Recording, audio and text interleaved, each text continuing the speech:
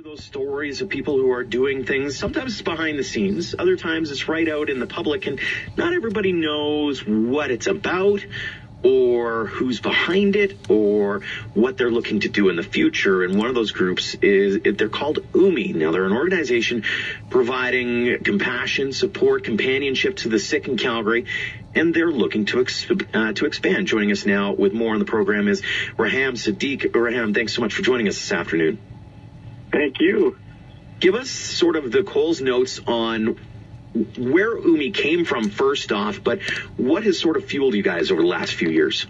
For sure. So OUMI, we started a couple of years ago now. The idea came to light. It was actually a program dedicated to my late mother, who passed away from cancer, and another close family friends of ours, their mother as well. And the whole idea was, watching our loved ones go through those struggles, we learned one major thing.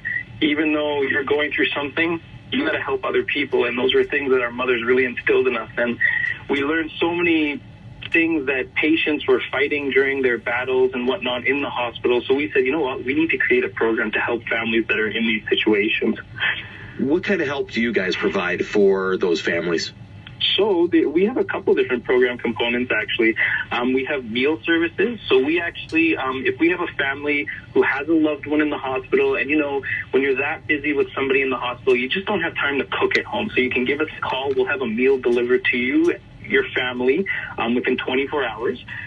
We do things like companionship visits. So when I was in the hospital visiting my mom and dad, I noticed one thing. There's so many people who are alone for multiple reasons in life.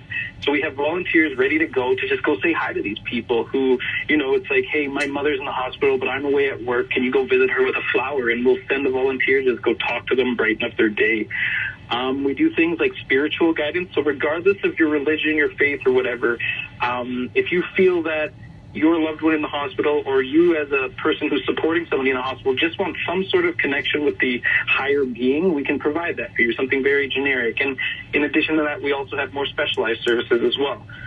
Next up, we do care packs. So this was actually the starting program of OUMI. It started back in 2013. When we noticed our mother going through chemotherapy, there were certain things that we noticed she needed as she went for those treatments, things like slippers, blankets, puzzle books, all these type of things. So we created a package to give to chemotherapy patients. That started in 2013, and that moved into our OUMI program.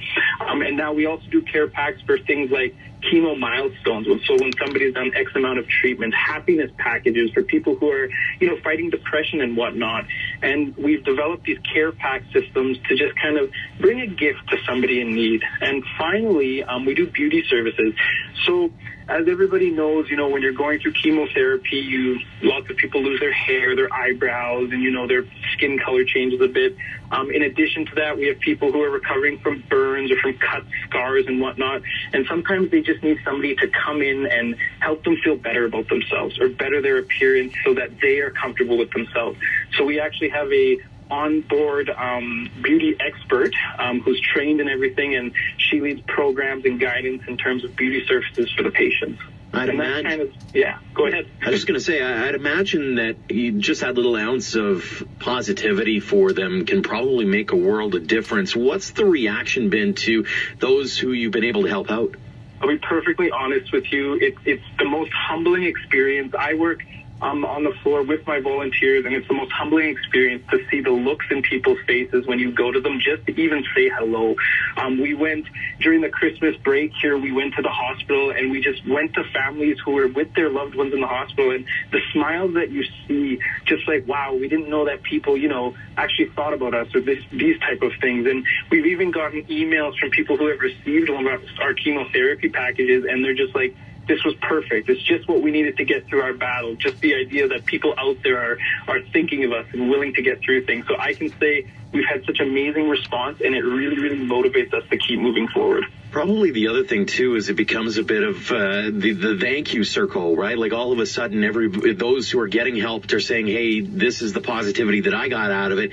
Now I'd like to be your biggest supporter as well and be that vocal voice for you. Yeah, we've seen that in multiple cases where people have contacted us. We actually had a family not too long ago. Unfortunately, their father did pass away from cancer, but one of of the things they remembered through his battle was his chemo care pack. And they reached out to us and said, hey, listen, we want to donate X amount of chemo care packages. Help us do so. And they did that. And also some patients who have gotten out and whatnot, they're always looking to either volunteer with us, provide support and whatnot. So it's a growing network, which we're happy to see.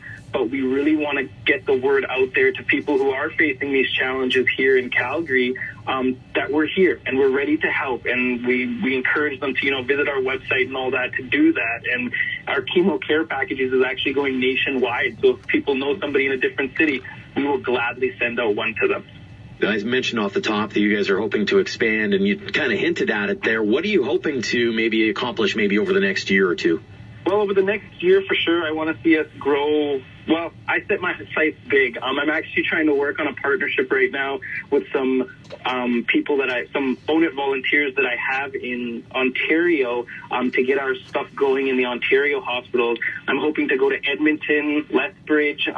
That's my 1-year goal. But obviously, in the next couple years or up to 5 years, I want to see this program nationwide. It's all about providing help. We don't want to see anybody going through a struggle like that think that they are alone, because they're not. And that loneliness feeling is something that's horrible to face, and we want to eliminate that from Canada. If you want to learn more about this, ownitcanada.org/OUMI. That's OUMI is where you can go to find more information on this program. Raham Siddiq, thank you so much for joining us this afternoon and shedding some light on what you guys do. Thank you, guys, and have yourself a great day. Yeah, you as well. This is, again, one of those programs that I think kind of flies under the radar, because there are those who don't necessarily have the family connections in town. They're going through tough times, that kind of thing, and to be able to provide that support for those people has got to be an amazing thing. So amazing work being done by OUMI with Raham Siddiq. So again, if you need more information on that, ownitcanada.org/OUMI is how you spell OUMI there. Up next, we are going to chat Motor Money.